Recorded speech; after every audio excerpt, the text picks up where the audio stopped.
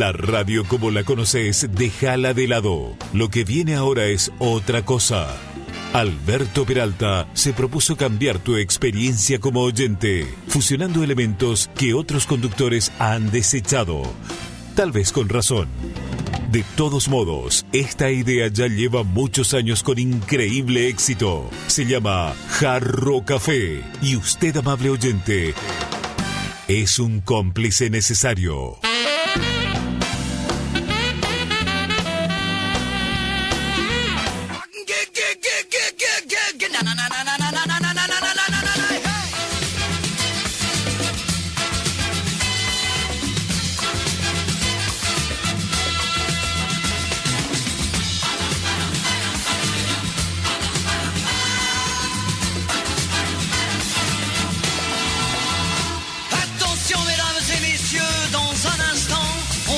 Installez-vous dans votre fauteuil bien gentiment. 5, 4, 3, 2, 1, 0, partez. Tous les projecteurs vont s'allumer et tous les acteurs vont s'animer en même temps. Attention mesdames et messieurs, c'est important. On va commencer. C'est toujours la même histoire depuis la nuit des temps. L'histoire de la vie et de la mort, mais nous allons changer le décor. Espérons qu'on la jouera encore dans 2000 ans.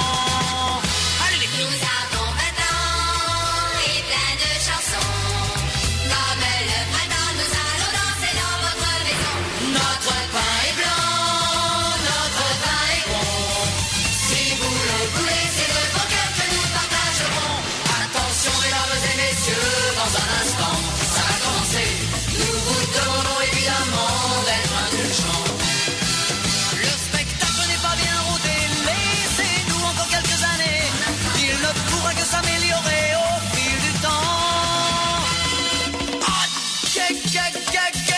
na na na na na na na.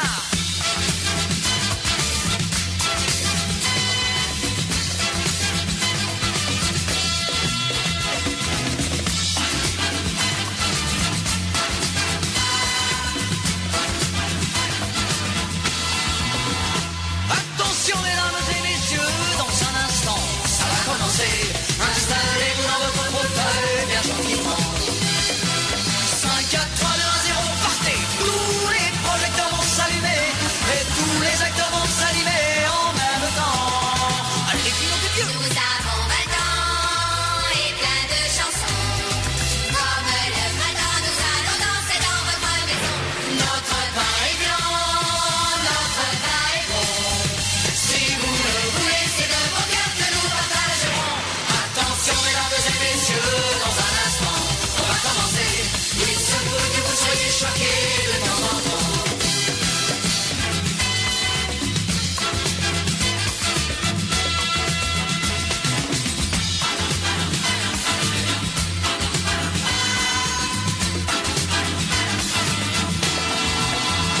Attention mesdames et messieurs, dans un instant, on va commencer. Jarro Café a 1000 es presentado por carreterasyyalgomás.com.py, toda la información sobre estructuras en un solo sitio web. Les acteurs vont s'animer en même temps. Attention mesdames et Granusa, excelencia en nutrición animal. c'est toujours la même histoire depuis la Y nuit des Coca-Cola, retornable, menos plástico para el mundo, más ahorro para vos. Coca-Cola, magia de verdad. temps.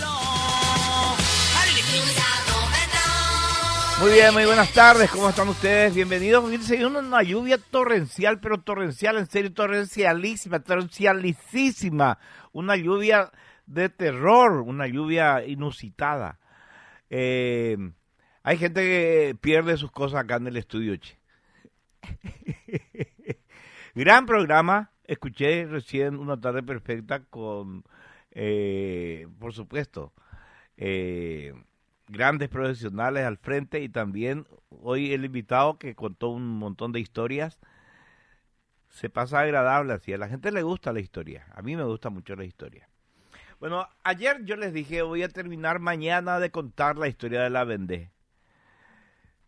Pero después estuve reflexionando y lo que me quedaba era contarles una serie de testimonios que los propios revolucionarios, ufanándose de ello, escribían para la asamblea en París y para Robespierre, el jefe de la asamblea, el que ordenó todas esas masacres.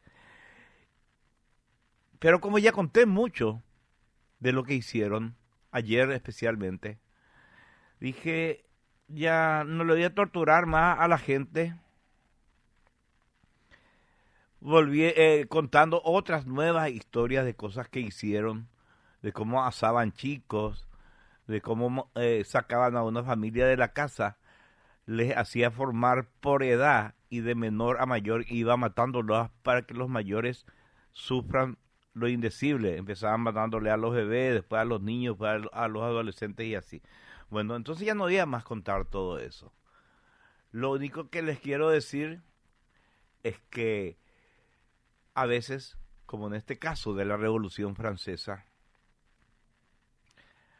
se tergiversa todo en pos de darle a determinado segmento político el aura de grandeza y al otro segmento político el aura de iniquidad.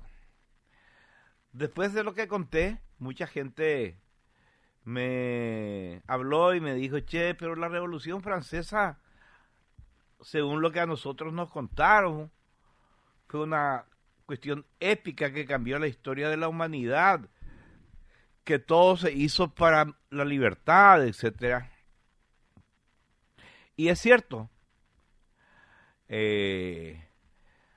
a nosotros nos contaron siempre que la Revolución Francesa fue un acontecimiento histórico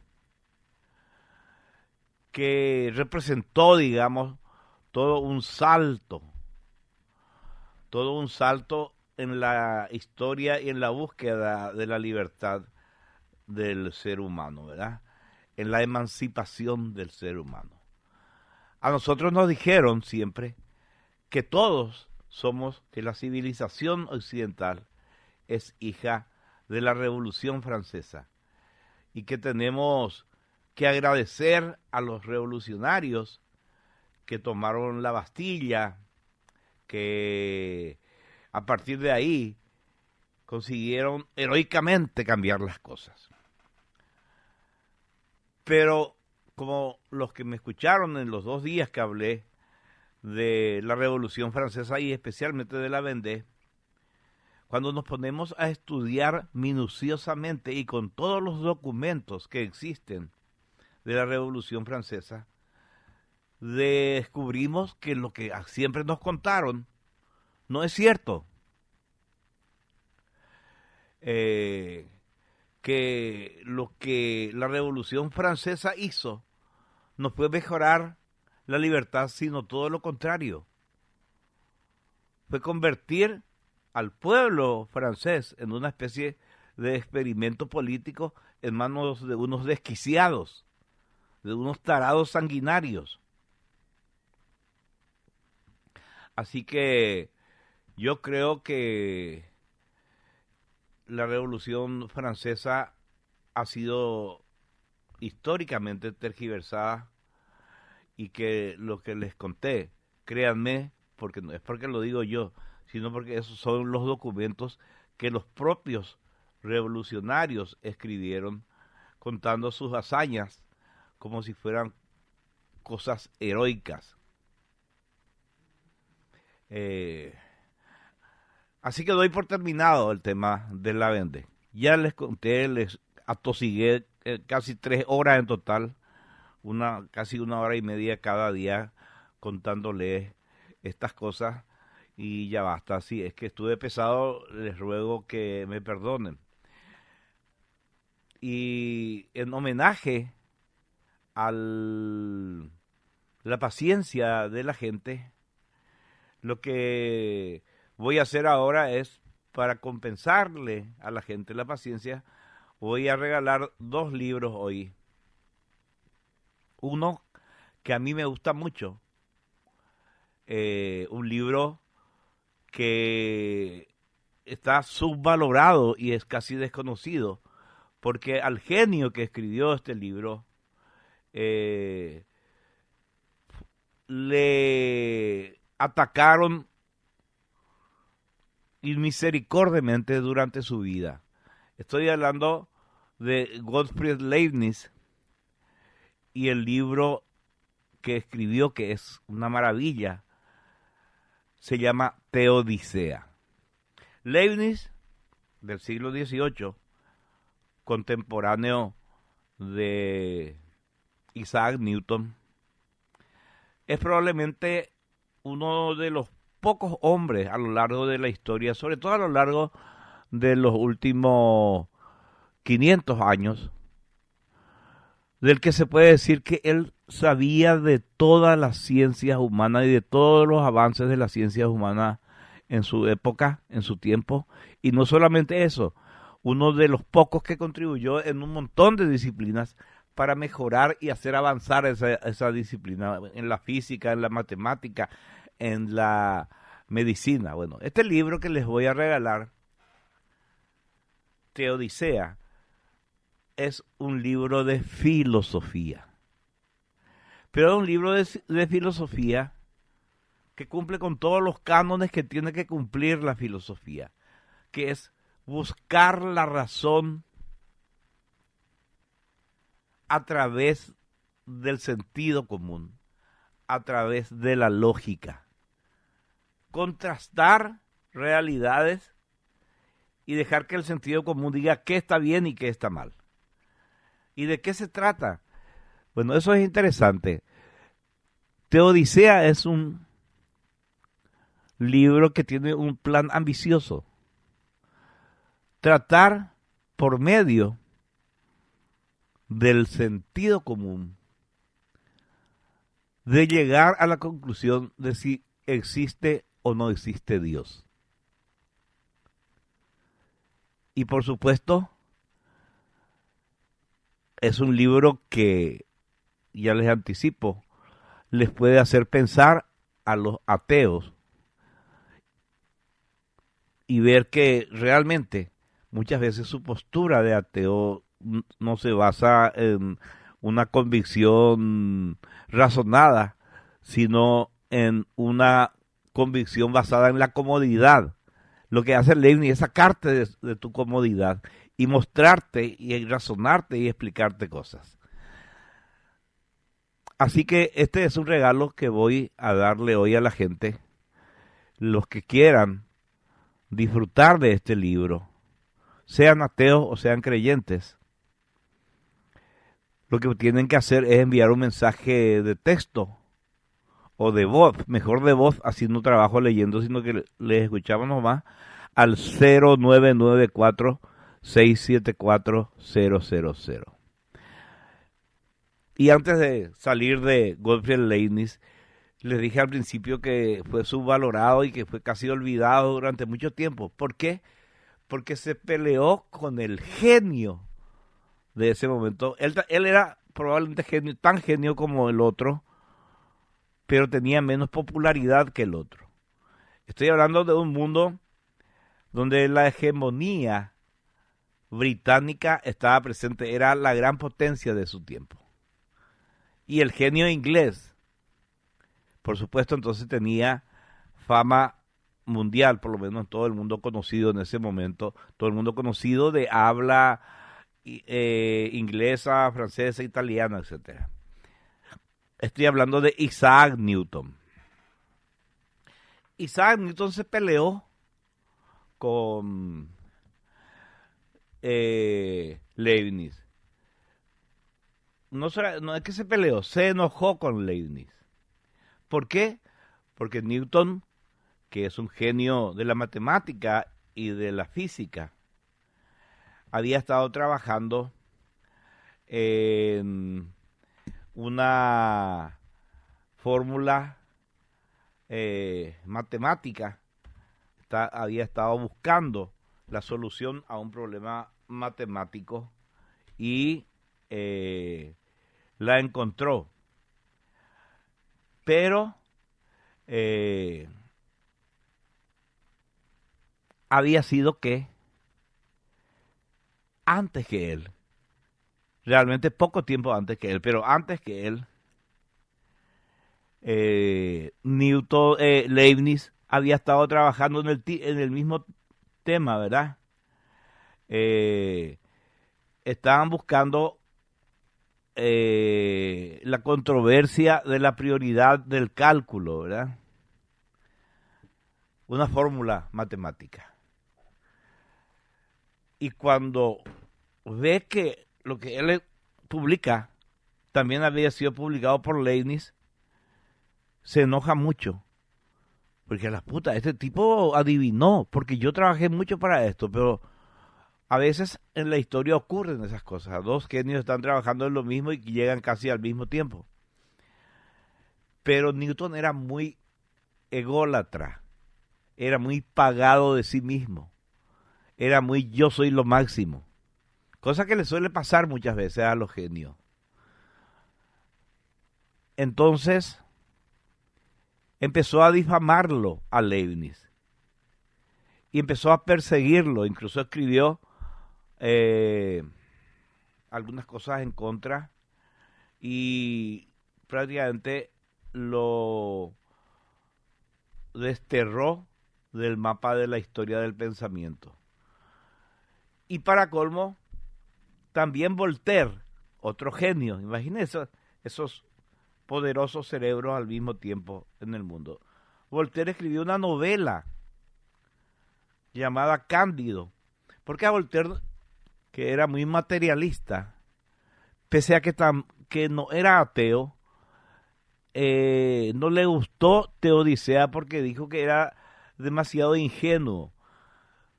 Resulta que mucho tiempo antes de que los estudios astronómicos nos digan que la Tierra probablemente sea el único o uno de los poquísimos planetas habitados en el universo por la serie de coincidencias que tienen que darse para que florezca la vida. Ya hablamos de eso. Leibniz, sin tener todos estos elementos que tenemos ahora gracias a los grandes telescopios, algunos en el espacio, otros en la Tierra, llegó a la conclusión de que la Tierra es el mejor de los mundos posibles. Y dijo también que el bien, que la existencia del mal no es achacable a Dios, que si no existiera el mal, el hombre no sería libre porque no existiría el libre albedrío. El mal, dice en Teodicea Leibniz, pone a prueba al hombre. Tiene dos caminos a seguir y elige libremente, el bien o el mal, lo cual hace que sea justa la recompensa.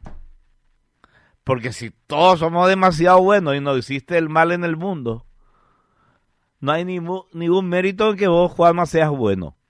Son malos buenos porque no existe el mal. Bueno, eso no le gustó a Voltaire. Dijo que era una concepción ingenua, pese a que en Teodicea hay una cantidad de bibliografía gigantesca que va desgranando a lo largo de la lectura Leibniz. Y escribió una novela ridiculizándole a Leibniz. La novela se llama Cándido, ¿verdad? Y dijo que, ¿cómo va a decir que es el mejor de los mundos posibles, este mundo de sufrimiento, no sé qué, y así. O sea que tuvo, de los tres genios que había en la época, dos se pusieron en contra de Leibniz. Uno por una cuestión matemática y el otro por una cuestión metafísica. Y entonces prácticamente murió en el olvido. Además tuvo una historia así muy triste, sentimentalmente. Como era un genio, le había contratado un duque que después se volvió rey y tenía un buen sueldo, pero no le pagaba nunca su sueldo y siempre vivían en la pobreza, en las necesidades, y a la señora eso no le gustaba, un quilombo. Bueno, algún día voy a contar la historia de Leibniz. Lo que les digo ahora es que los que quieran acceder a Teodicea tienen que enviar un mensaje de texto al 0994-674-000. Muy bien. Acá ya tengo una cantidad de mensajes, chicos. Vamos a escuchar lo que dice Rick Fal, ¿sí? A ver. ¿Será, Alberto, que después de 20 años de seguirte y pulular por todas las radios, me voy a ganar un libro? Estoy anotado.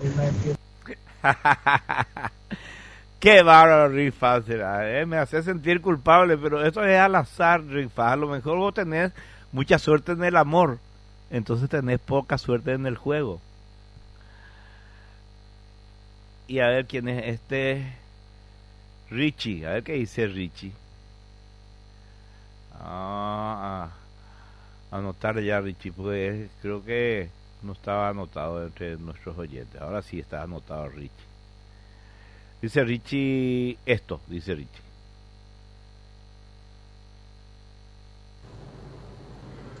Alberto, buenas tardes. Quiero ganar el libro Richard 177. Anotadísimo, Richard. Y Gabriel Ruiz, a ver qué dice Gabriel Ruiz. Radio 1000, si me pueden anotar por favor para el sorteo, la cédula de identidad, los tres últimos números, 753. Gracias. Bien. Y a ver qué dice Félix Hoyos. Hola, don Alberto. Acá escuchando la radio y yendo a casa bajo la lluvia. Quiero el libro. Muchas gracias. Félix, y estás participando, Félix, lógicamente. Y a ver qué dice Ángel Sánchez. Hola, Albert. Me anoto para el libro Desde el limpio cielo nublado. Ángel 106, mi último número. Hola, pues ustedes están a salvo. No, acá dejó de llover y salió el sol, ¿viste? Qué loco, ¿verdad? O sea, no salió totalmente el sol que va decayendo, pero ilumina ya de abajo para arriba algunas nubes. Lo que sí es que todavía hay una cantidad enorme en la bóveda celeste que cubre la ciudad de Asunción, una cantidad enorme de nubes negras. Ustedes saben que no hay nubes negras ni nubes blancas. Todas las nubes tienen el mismo color, blancuzco. Pero nosotros vemos de abajo nubes negras cuando la capa es muy ancha, la capa de nube, entonces no deja entrar suficiente cantidad de rayos solares como para que sea traslúcido eso. Entonces vemos como negra, pues esas nubes todas son del mismo color. Si uno va en un avión, se da cuenta de eso, porque todo lo que atraviesa son nubes blancas. Dice Armin Rodolfo, los revolucionarios tomaron la Bastilla, pero no tomaron la pastilla. Qué bárbaro, tu chiste será, Armin. Quiero libro, dice Alberto, yo soy ateo, pero te escucho siempre, coincidimos casi en todo. Qué bien, Armin. Sinceramente espero que ganes el libro, Armin, porque te va a hacer pensar. Y dice el caminante, me anoto para el libro 153, dice Rolando. Muy bien, Rolando. Y José nos envía este mensaje de voz. Hola, Albert, ¿qué tal? Quiero participar por el libro Últimos 3, 470. Y Javier Duarte, a ver qué dice Javier Duarte. Javier Duarte dice, Javier Duarte 873. Conciso el tipo será, para no cansarle a su dedo. Interesante tema, quiero participar, dice Leandro René Duarte. ¿Estás participando? Hola Alberto, me anoto, quiero el libro, saludos y gracias, dice Jorge Corcho. Bueno, Jorge Corcho. Y acá, Guille, me gustaría participar por el libro, dice Guille y manda este mensaje, a ver. Hola Alberto,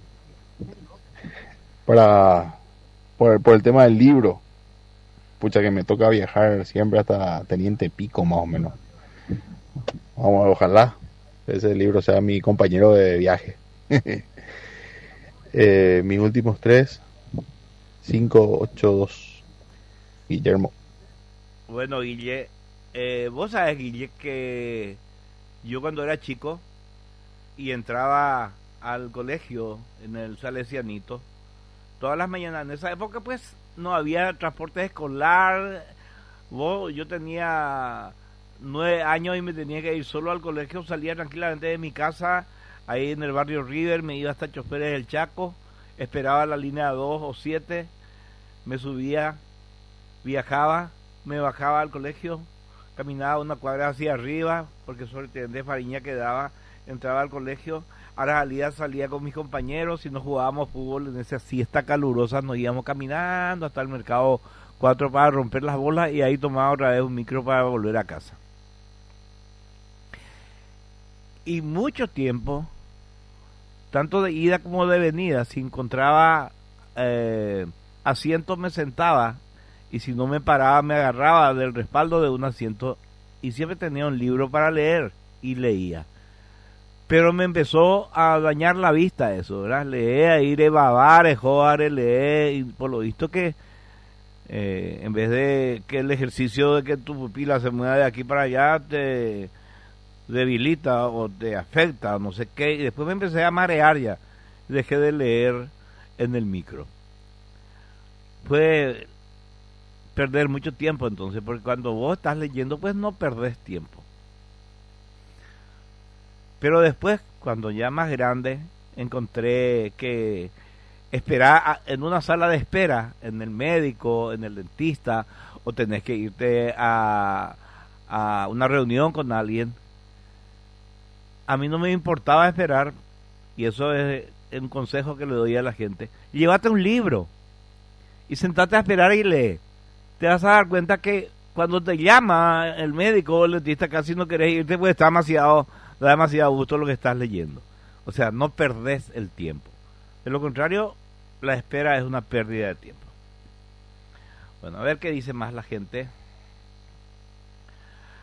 Alberto, soy tu escucha por la mañana y todas las tardes, dice, por la Teodicea de Leibniz, dice acá Juanca Ríoguez.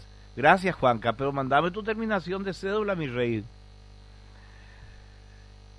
Buenas tardes, Alberto. Saludos, amigo, dice Checo. Saludos, Checo. El popular Checo Sergio Zárate. Y a ver qué dice Héctor Barrios. Hola, Alberto, ¿qué tal? Excelente programa. Quiero libro, Héctor, terminación 053. Está, Héctor, está. Y a ver qué dice Manuel. Buenas tardes, equipo. Hola, Alberto. Quisiera participar por el libro, mis últimos números 760. Muy bien, está participando Manuel. Muy bueno el programa, mi cédula de identidad 283, dice José Paradeda. Bien, José. Faltaron mis 3 últimos, dice acá rifa 47. Ahora ya está rifa, ahora ya no te falta más nada. No te falta más nada. Quiero el libro, dice Roberto. Bueno, Roberto, terminación 304. Hola, Albert, quiero los libros, dice César Duarte. Había uno, el viajero, y este es el viajante. ¿Serán los mismos? Uno es viajero y el otro viajante. ¿Cuál es la diferencia entre viajero y viajante? Esa es una buena pregunta. Hay una sutil diferencia. El viajero es el que sube a un avión o a un micro o a un barco para hacer un viaje de vacaciones o de negocios. O sea, específicamente toma y a pie también si quiere, pero toma la decisión de viajar de un lugar a otro. Ese es un viajero. Y el viajante es el que viaja siempre, que vive viajando, que su trabajo es viajar todo el tiempo. Por ejemplo, un chofer de larga distancia sería un viajante, o un piloto de avión sería un viajante. Estos son conocimientos inútiles que no sirven para nada, ¿verdad? Perdón. Bueno, a ver qué dice Gustavo. Buenas tardes, quiero participar por el libro Gustavo López, 591. Está participando. Y Juanca dice terminación 628. Ahí está Juanca. Ahí completaste tus datos, Juanca. Buenas tardes por el libro de Lenny. No es Lenny, Orlando, es Leibniz. La verdad que tienes razón. Quién sabe cómo se escucha lo que yo pronuncio. Y César Duarte, a ver qué dice. Hola Albert, sí, viajante. Sapliego todos los días por todo el país, haciendo ventas, macateando. Un placer mi trabajo, conozco tantas cosas en el interior. Tanta gente buena. Saludos. Qué lindo trabajo, César, porque vas conociendo gente por todos lados y le llevas a la gente cosas que necesita. Esa pues es la virtud del comercio. Acercarle a la gente algo que la gente compra porque quiere, porque necesita, porque le gusta. Y ustedes saben que la base del desarrollo del intelecto humano y la base del intercambio de conocimientos y de mejora, por ende, de la cultura y de la civilización, se basó en el comercio. ¿Por qué en Grecia hubo tantos sabios, nacieron tantas disciplinas, como el teatro, como los deportes, que se juntaron todos en las famosas Olimpiadas, la filosofía, ni qué decir, la matemática? Porque por la conformación de ese archipiélago que es Grecia, ahí en el mar Egeo, había muchos puertos y venía y se iba mucha gente, algunos a negociar ahí mismo, otros pasando por ahí buscando lugares más lejanos para negociar. Y eso era brutal, el intercambio de información, el intercambio de conocimiento, de cultura, de costumbres. O sea, viajante o viajero, él era viajante, ¿verdad? El tiempo, por ejemplo. Hola Albert, sí, viajante. Ahí está. O sea, es muy, en la historia muy importante tu profesión, viajante. Yo me acuerdo cuando era chico, nos íbamos con mi papá al puerto de Concepción. Hablo cuando tenía 5, 4, 6 años. Y venían algunas lanchas, le decíamos, que eran lanchas macateras. Venían cargadas de diferentes mercaderías que traían, creo que de Asunción, no sé si algunos hasta de Buenos Aires,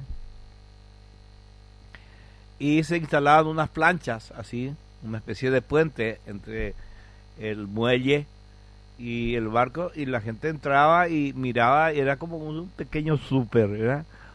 Bueno, era más chico, era como un chino, como un pequeño Biggie. Entonces vos mirabas y preguntabas el precio, había gente que atendía y ibas comprando cosas que normalmente no había en los comercios de la ciudad. Y era una experiencia muy interesante. Ya les conté que mi mamá pues coleccionaba la revista Selecciones. En esa época Selecciones era una maravilla, no como ahora.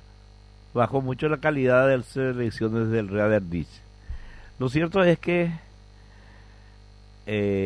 yo leía este librito, es una revista libro, digamos, y al final siempre en las últimas 20, 25 páginas venía un libro condensado.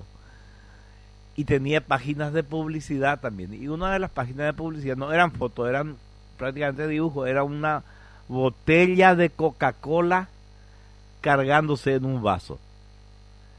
Y el líquido que salía de la botella, el dibujante había dibujado como un líquido arremolinado, ¿verdad? Como una trenza, digamos. Y yo pensaba que la Coca-Cola era espesa, que no era totalmente líquida. Me imaginé por el dibujo. Y me acuerdo que un día en uno de los macates, en uno de los barcos macateros, había así cajas de madera amarilla con el pirograbado del logotipo de Coca-Cola. y 24 botellitas de Coca-Cola en cada caja, ¿verdad? Y yo enloquecí y le rogué a mi papá que compre y mi papá compró una caja, ¿verdad? Estaba ansioso, nos fuimos a casa, esperé que se enfríe, abrimos, era de lata la tapa, no era como ahora de plástico, y cargo en el vaso, dije, sale como agua. Pero, por supuesto que tomé, y hasta ahora yo digo que uno de los grandes aportes que hizo Estados Unidos de América a la humanidad es Coca-Cola. Porque la Coca-Cola es demasiado rica, demasiado refrescante. Es espectacular. Y mira que hay muchas gaseosas. Y nunca nadie llegó al nivel en que llegó la Coca-Cola. Bueno, ninguna mujer esta tarde, las represento, dice Emma. Gracias, Emma. Justo en el Día de la Mujer, la gloriosa mujer paraguaya. Este fin de semana te hago llegar a la radio La Miel Natural del Chaco. Bien, qué suerte, Emma. Sensacional. Es riquísima la miel silvestre del Chaco. Te voy a agradecer tanto, Emma. Bueno, hoy es el Día de la Mujer Paraguaya, porque el 24 de marzo del año 1867, las mujeres paraguayas se organizaron en una asamblea que se llamó Asamblea de las Mujeres de América. Y se juntaron mujeres de todo el país, no de otros países. Estábamos en plena guerra del 70, ¿verdad? Se juntaron en Asunción las mujeres a debatir el futuro de la patria. Así que no me vengan a mí diciendo que las mujeres paraguayas se tienen que empoderar. Fueron las primeras mujeres empoderadas de América. Hicieron una asamblea. Y de ahí de esa asamblea surgieron las residentas que regalaron sus joyas para sostener el esfuerzo bélico. Pero se reunieron a debatir las mujeres paraguayas. Antes que nadie en toda América. Las mujeres se organizaron. Ya estaban conscientes de que eran libres, de que podían reunirse, de que podían decidir y definir algunas cosas o todas las cosas de la sociedad. Por eso es gloriosa la mujer paraguaya. Cuña Paraguay y Puapú desde siempre. No ahora con estas señoritas que se tiñen el sobaco de morado. Tendrían que mirar un poco la historia de las mujeres paraguayas y honrarlas. Y emularlas. Y tratar de ser como nuestras mujeres del pasado. Y muchísimas del presente, por supuesto. Así que felicidades a todas las mujeres que son paraguayas, que nacieron en esta patria y a las que hicieron grandes siempre. Las mujeres paraguayas pusieron el hombro siempre. Les debemos a las mujeres paraguayas la conservación de nuestra cultura. Cuando murieron casi todos los hombres en la guerra del 70, las mujeres paraguayas levantaron esta tierra y preservaron nuestro idioma y preservaron nuestra cultura y nuestra forma de ser. A mí me da risa la gente que dice, sí, pero el paraguayo es muy conservador. Excelente. El paraguayo es muy tradicionalista. Excelente. Se presenta esto que para mí son virtudes como defectos. No son defectos. Y todo gracias a la mujer paraguaya. Nosotros somos una nación, somos un país gracias a las mujeres de este país. Por eso hoy si tenés una mamá, si tenés una hermana, si tenés una esposa, si tenés una hija, contale esta historia. Explicarle que es tu mamá, tu esposa, tu hija, tu hermana, heredera de una historia riquísima, portaestandarte de una actitud ante la vida que siempre tuvo la mujer paraguaya. Mucho más que los hombres, discúlpame. La mujer paraguaya siempre fue más la mujer en sí suele ser más inteligente que los hombres. Pero la mujer paraguaya, aparte de inteligente, tuvo el coraje de enfrentar el infortunio. Tuvo el coraje de levantarse de la ciénaga. Hay un libro que se llama En el estridor de las armas. Creo que ya les hablé más de una vez de este libro maravilloso de un coronel norteamericano que vino en las postrimerías ya de la guerra. Estábamos todavía en guerra, como embajador de los Estados Unidos al Paraguay. Y él hizo una gran amistad con el mariscal López y estuvo en los campamentos del mariscal López, Martin McMahon. Y aparte de ser un escritor y un diplomático y un militar, había sido enviado al Paraguay providencialmente porque tenía un problema pulmonar. Había contraído esa enfermedad en los Estados Unidos y el médico le dijo, andate a un país como el Paraguay, un país que tiene un clima templado, caluroso, pero templado, está en el medio del continente, no va a tener huracanes ni ciclones, etc. Y vino el tipo como embajador, le nombraban porque tenía un hermano que era un capo ahí en Washington y viene. Y escribe esta obra que todo paraguayo debería leer, En el estridor de las armas. Pero aparte de diplomático y escritor y militar, era también dibujante. Y dibujó algunas escenas imperecederas de lo que vio durante su estadía en el Paraguay.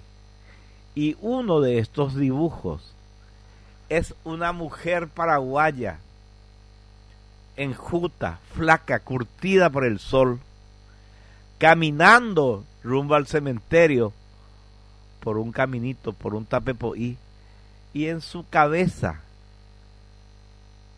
lleva una madera y sobre la madera lleva el cadáver de su hijo, asesinado por los brasileños. Y es tan impresionante esa imagen, ella sosteniendo sobre su cabeza la madera, atajando además con una mano, caminando, ella vestida con sus harapos y llevando a enterrar el cadáver de su hijito. Esa es la mujer paraguaya. Habrá llorado mucho, a lo mejor se desmayó un rato, transida de dolor por la muerte del fruto de su vientre. Pero después le viste con los harapos que tenía la criatura, le pone sobre una madera, le alza sobre su cabeza y le lleva a dar cristiana sepultura. Caminando, erguida. Es uno de los dibujos de McMahon que a mí más me impresiona. Cómo el artista capta y le da sentimiento a algo que sale de su plumilla, porque no son pinturas, son dibujos hechos con plumilla, dibujos maravillosos. Bueno, a ver qué dice Aquiles Meo. ¿Qué es tío Alberto? Licenciado Aquiles Meo te habla. Solamente para recordar, porque hoy nadie recordó. Pero todos los derechos de que, por ejemplo, reivindican hoy las nenas, como hoy dijiste, de pelo en pecho. Esas nenas raras en realidad fueron todas conseguidas y nadie lo sabe, pero fue durante la dictadura. Y como lo hicieron mujeres coloradas, los opositores se ocupan de ocultar todo. Nadie dice, por ejemplo, de que la mujer paraguaya había conseguido el derecho al voto con la férrea oposición del dictador y de los miembros de su gabinete. Porque hay que decir una cosa, el gobierno del Paraguay de aquella época no era del Partido Colorado, era una junta militar. Los perros romantizan mucho, pero en el fondo era una junta militar. Ninguna ley salió de la ANR, todo era de ese gabinete. Bueno, pero no es eso lo que quiero hablar, sino de reconocer a esas mujeres que formaron una liga, la Liga por los Derechos de la Mujer, y que pelearon durante muchísimo tiempo hasta que consiguieron todas las libertades que hoy tienen. Pero todos se olvidaron. Todos se acuerdan de nombres de hombres, de nombres humildes de señoras también muy meritorias de la oposición, pero ninguna se acuerda de esas mujeres, las damas coloradas que consiguieron los derechos de la mujer. Irónicamente, todos esos derechos ya tenían las coloradas, o sea, ellas ya podían votar en las elecciones de los colorados, podían tener acceso a muchos beneficios dentro del Partido Colorado, pero a nivel nacional no. Eso nomás quería, tío Alberto, comentar. Qué gran comentario. Me gustó mucho tu aporte, Aquiles Meo. Y es cierto, la Liga de las Mujeres, dignas herederas, peleando realmente por derechos que no tenían. Estas locas que dice Aquiles Meo se reúnen a protestar por derechos que ya tienen. Es algo muy particular, muy extraño, me llama mucho la atención a mí eso. La conquista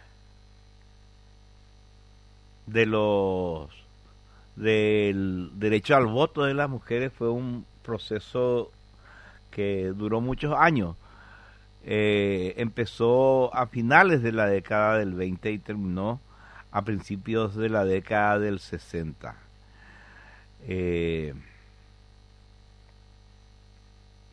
Y hay que reconocer algo en lo que dice. Toda la primera mitad, o gran parte de la primera mitad del siglo XX, los gobiernos en el país fueron liberales. Y pese a que su nombre dice liberales, no se les ocurrió habilitarle a las mujeres para que voten como les correspondía en derecho. Recién en el año 1961, en pleno gobierno, como dice Aquiles Meo, de la dictadura, pero también fue un gobierno colorado, y las mujeres no eran militares, dictadoras, las mujeres que consiguieron ese derecho. Y se les escuchó, porque evidentemente eran escuchadas. En 1961 se conquista el derecho a que la mujer vote en el Paraguay. Muy bien. Pero no solamente de historia vamos a hablar hoy, porque nuestro periodista deportivo exclusivo me pasó un informe que abarca la jornada del finde y por supuesto la jornada de hoy. Así que ahora vamos a escucharle a Santiago Luis Cáceres Fraquia, más conocido como el Calvo. Ahí va el informe del Calvo. El sábado en la Liga Española, la Real Sociedad empató 3-3 contra el Oviedo, el Betis 1-1 contra el Rayo, el Atlético de Madrid le ganó 4-2 al Español y el Osasuna 2-1 al Real Madrid. En Inglaterra, el Brighton le ganó 2-0 al Brentford, el Chelsea empató 1-1 contra el Burnley, el Aston Villa empató 1-1 contra el Leeds, el West Ham 0-0 contra el Bournemouth y el City le ganó 2-1 al Newcastle. Y ahora vamos a lo más importante, el Clásico. En el Clásico, Olimpia le ganó 1-0 a Cerro con gol de Richard Ortiz 2 chilenas en el área y gol. O sea, chilena, preasistencia de chilena, asistencia de chilena y gol de palomita de Richard. El partido, se puede decir que Cerro jugó mejor, pero el fútbol se gana con goles. Siempre. Si alguien dice, vi mucha gente diciendo Olimpia jugó como Tacuarí, yo te apuesto que Cerro se moriría por hacer un tiro al arco, 95% de posesión para Olimpia, 5% de posesión para Cerro y 20 tiros al arco de Olimpia y ganar ellos. Se mueren. Así que no tienen excusa ante eso. Esa es una opinión que tengo. Así que el domingo se jugó en la Premier Liverpool, Nottingham Forest, Crystal Palace, Wolves, Fulham le ganó, Liverpool le ganó 1-0 a Nottingham Forest, Crystal Palace 1-0 al Wolves y el Fulham 3-1 al Sunderland. En la Liga Española el Sevilla le ganó 1-0 al Getafe, el Barça 3-0 al Levante, el Celta 2-0 al Mallorca y el Villarreal 2-1 al Valencia. Ayer, lunes, en la Serie A, Fiorentina le ganó 1-0 a Pisa, Bologna 1-0 a Udinese, Luque le ganó 3-2 a Guaraní y acá en la Premier el United le ganó 1-0 al Everton con gol de Benjamin Sesko. Fue una jugada del tridente, pase largo de Cuña, asistencia de Mbeumo, gol de Sesko. Hoy en la Champions juega Atlético Madrid-Brujas, global de 3-3, o sea, la ida 3-3. Leverkusen-Olympiacos, Leverkusen ganó 2-0 la ida. Newcastle-Karabakh, Newcastle ganó 6-1 la ida, encima de visitante ganó la ida. Y el Bodo Glimt contra el Inter, Inter-Bodo Glimt, que ganó el Bodo Glimt la ida 3-1. Después juegan la Libertadores, Huachipato-Carabobo, la ida ganó Carabobo 1-0. Independiente de Medellín contra el Liverpool, de Uruguay obviamente, ganó el DIM la ida, y Sporting Cristal contra Ojos de Mayo salió 2-2 la ida.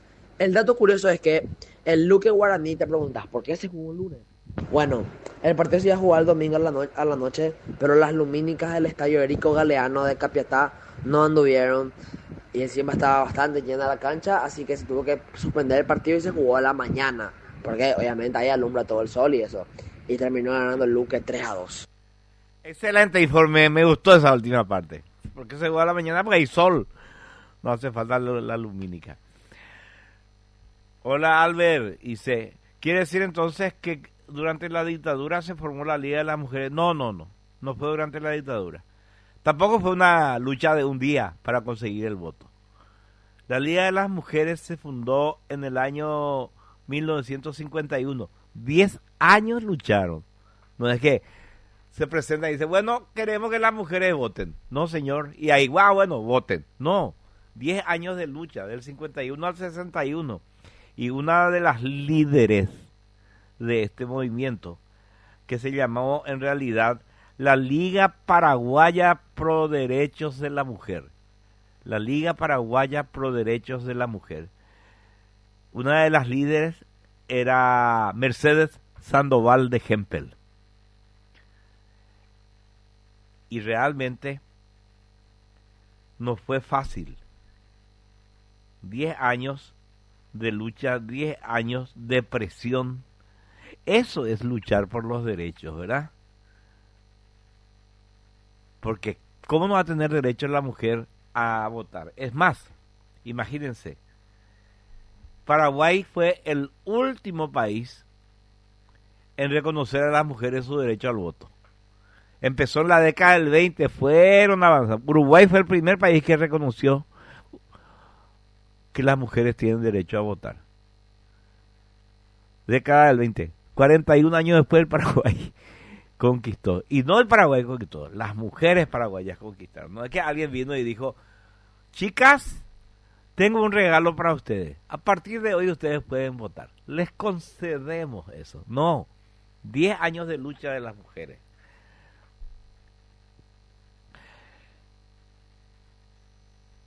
Hay que decir también que estas mujeres de la Liga Paraguaya Pro Derechos de la Mujer empezó no solamente a realizar campañas dentro del país, sino que consiguieron inteligentemente conectarse con por ejemplo, la Comisión Interamericana de Mujeres.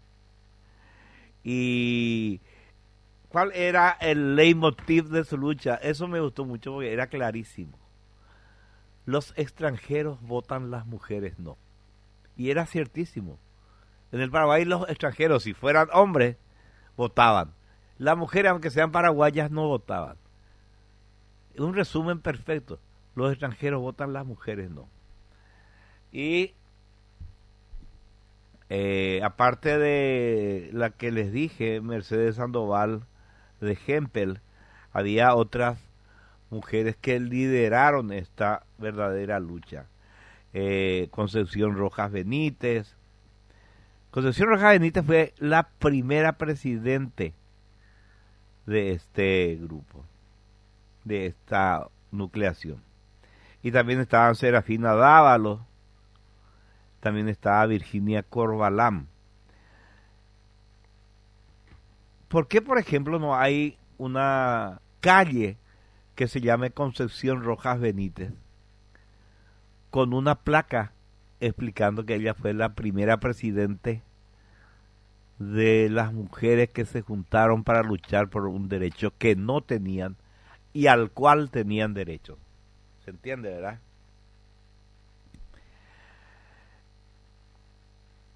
A ver, dice acá Claudia, pero Albert, no solamente ahí empezó la lucha, ¿cierto? Fue un clamor sordo desde el principio del siglo, ¿verdad? Prácticamente, ¿verdad? En el Paraguay y en América, ¿verdad? Pero para conseguir su objetivo, ¿qué hicieron las mujeres paraguayas? Se juntaron, se organizaron y presionaron de manera consistente. No salían a la plaza a mostrar las tetas, ni se iban a defecar en las iglesias, como hacen ahora algunas feminazis, ¿verdad? Pidieron sus derechos y conquistaron ese derecho. No es que alguien vino y le dijo, ah, bueno, ahí tienen su derecho, les regalamos porque somos buenos. No fue así. Dice acá, sí, qué buena voz tiene Santi, ya. No seas malo con él, le está cambiando la voz. Está en la edad en que a todos los hombres nos cambia la voz. ¿Qué tal, Alberto? Mi tío abuelo Telémaco, dice José, él fue también fundamental. ¿Por qué? Porque en el 61 las mujeres paraguayas conquistaron su derecho al voto, pero Telémaco Silvera es, ¿verdad? O Silveira José. Telémaco Silvera, que fue un político colorado, propuso el voto femenino en una convención del Partido Colorado en 1936, apenas concluida la guerra del Chaco. Y los colorados votaron y otorgaron el voto, o sea, reconocieron que las mujeres coloradas tenían derecho a votar en el Partido Colorado. O sea, ya las mujeres paraguayas coloradas podían votar en su partido, no así las liberales. Y no así en las elecciones nacionales. No había todavía elecciones municipales en esa época, ¿verdad?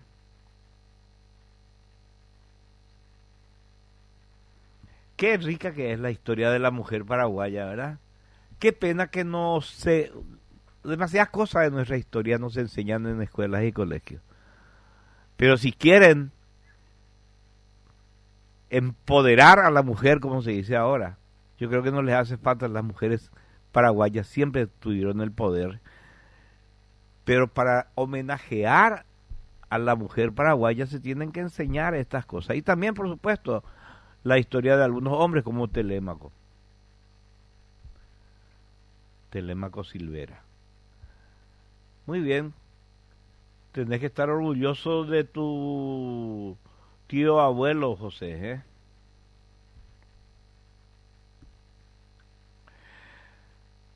Pero ¿qué tiene que ver eso, José Pablo? ¿Qué importa? Hacía que Arco pateaba. No voy a leer tu mensaje. ¿Cómo pico mezclamos todas las cosas? Me pone, fulanita era lesbiana, ¿Y qué tiene que ver con el tema que estamos tratando, José Pablo? Vos no sos licenciado en historia. Quiero leer algún libro que hay que cuente las aficiones sexuales de figuras de la patria. Y acá, mira, una foto de tu tío abuelo en un, ¿qué es? Un Ford Ace, ¿verdad? O un Forte de principios de siglo. Espectacular la foto. Mira la elegancia de los hombres en esa época.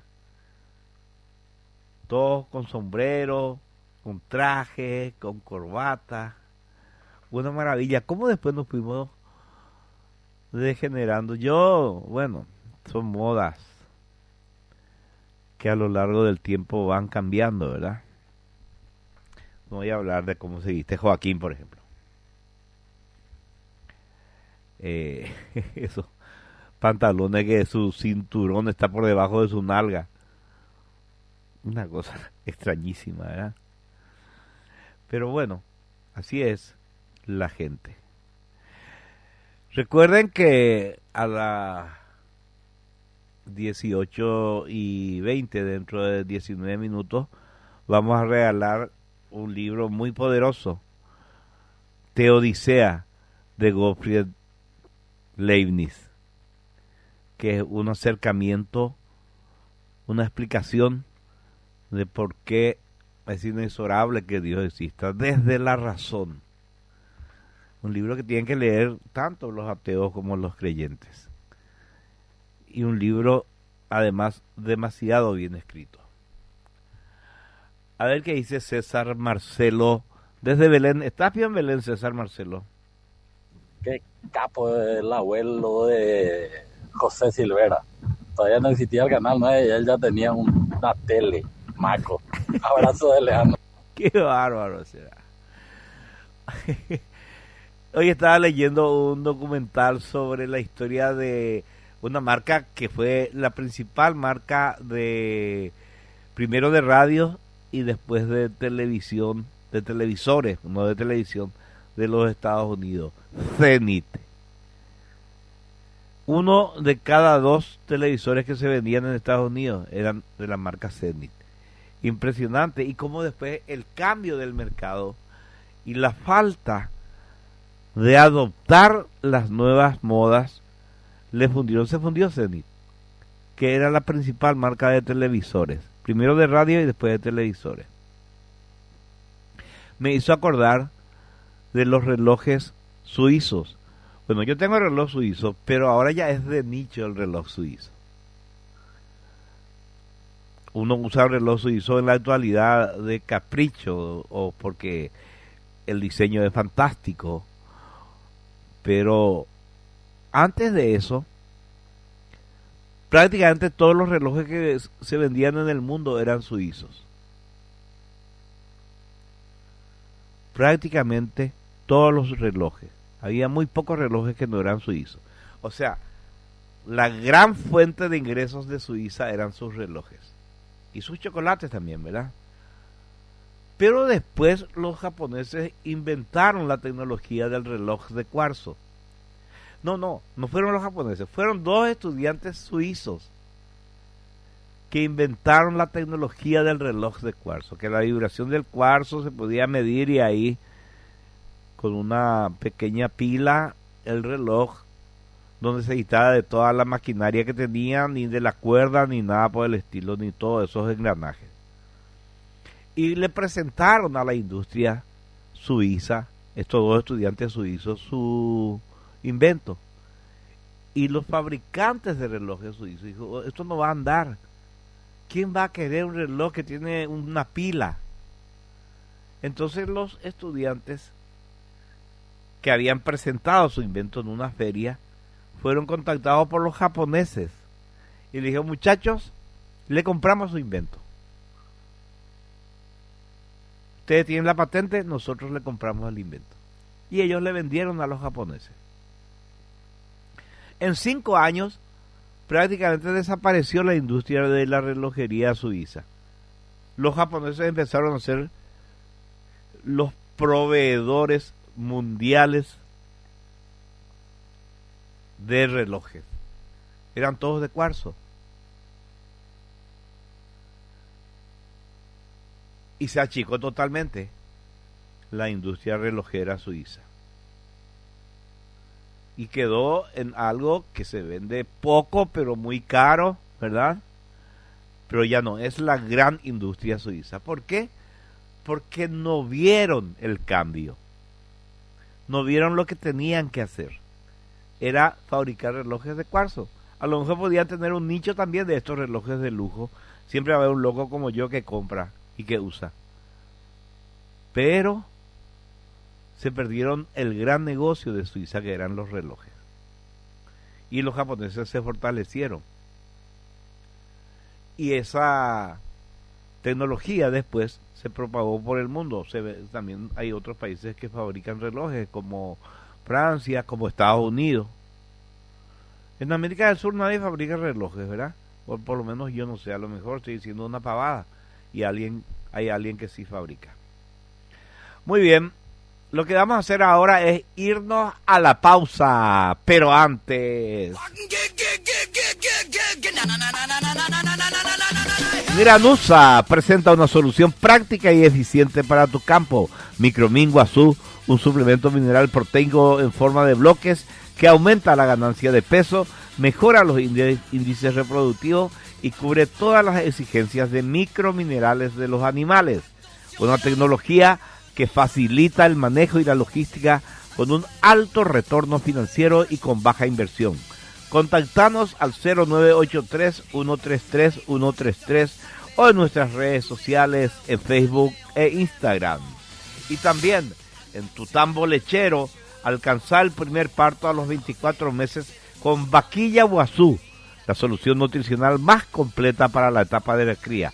Obtener vacas sanas, fuertes y eficientes en su futura lactancia, que potencien al máximo su capacidad reproductiva. Productiva. Contactanos, como dije, al 0983-133-133. Granusa, excelencia en nutrición animal. Carreteras y algo más de Andrea Peris es un medio digital paraguayo enfocado en las carreteras, infraestructura, agua y saneamiento, tecnología, eventos, en donde mostramos el crecimiento del país y del mundo. Pedí ya ser parte de este gran sector que une a quienes consideran que la infraestructura es la base para el desarrollo del país. Ofrecemos a nuestro público espacios publicitarios en redes sociales y en nuestra plataforma web. Conocenos más en www.carreterasyalgomás.com.py. Seguinos en Facebook, Instagram y YouTube. Estamos como Carreteras y Algo Más de Andrea Peris y en X como @perisandru.